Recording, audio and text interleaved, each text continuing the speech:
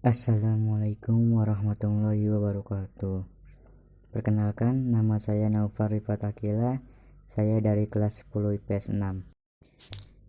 Ini adalah hasil tugas sejarah peminatan saya tentang peta migrasi manusia. Para ilmuwan memiliki beberapa teori tentang mengapa hominid awal berevolusi.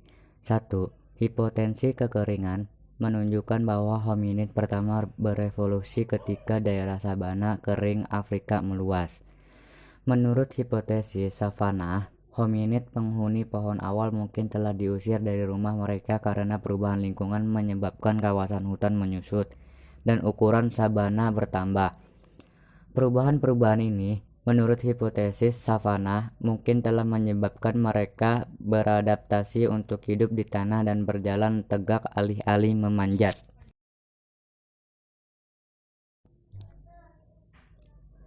Hominid terus berevolusi dan mengembangkan karakteristik unik.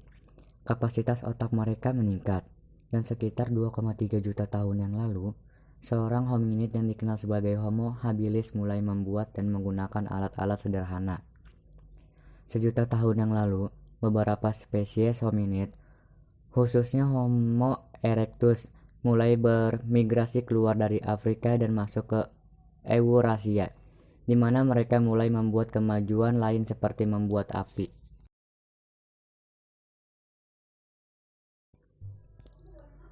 Ini adalah contoh peta Afrika.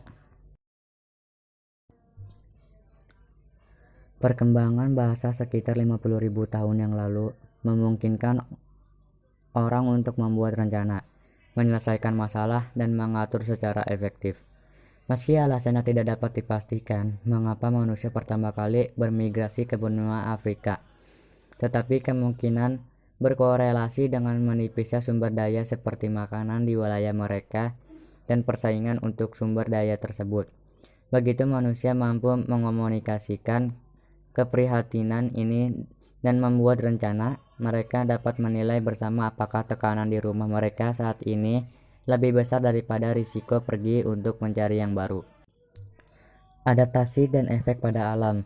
Ketika manusia bermigrasi dari Afrika ke iklim yang lebih dingin, mereka membuat pakaian dari kulit binatang dan membuat api untuk menghangatkan diri.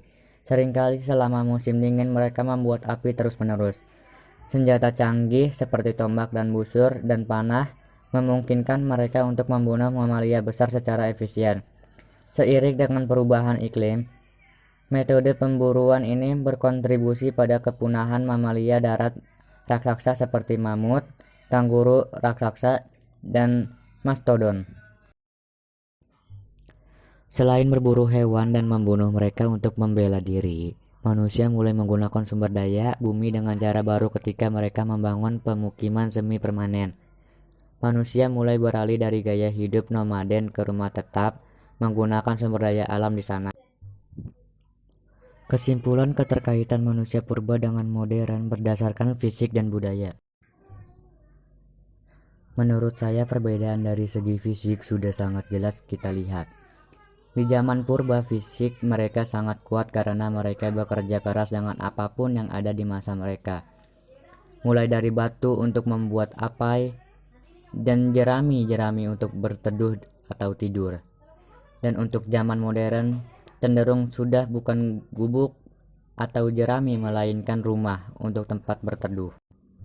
Sedangkan untuk budayanya, mereka cenderung hidup mengelompok satu dengan yang lain sesama spesies. Dan kemungkinan keagamaannya pun di zaman purba banding modern beda karena zaman dulu lebih banyak mitos-mitos dan segi berpakaian mereka hanya menggunakan jemai jeramai daripada seperti itu. Untuk modern sudah lebih tahu agama mereka masing-masing.